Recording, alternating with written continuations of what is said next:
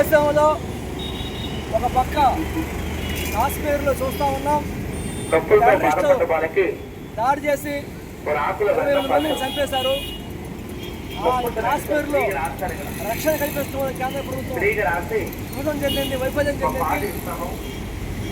కాశ్మీర్లో ప్రజలకు రక్షణ ఇవ్వలేని కేంద్ర ప్రభుత్వం మరో పక్కన ఛత్తీస్గఢ్, తెలంగాణ సరిహద్దుల్లో ఉన్న కగార్ అడవుల్లోకి 10,000 మంది సైన్యాన్ని పంపించి మావోయిస్టులను దాడి చేయడానికి ముందుకుంటా ఉంది.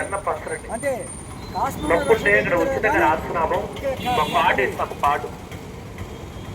అడవుల్లో వ్యతిరేకిస్తా ఉన్నాం.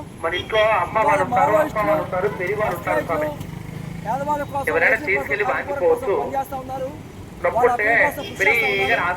అలాంటి వాళ్ళని చంపడానికి సరైన చర్యది కాదు. జరపాలి. మావోయిస్టులు కనుక వాళ్ళ చర్చ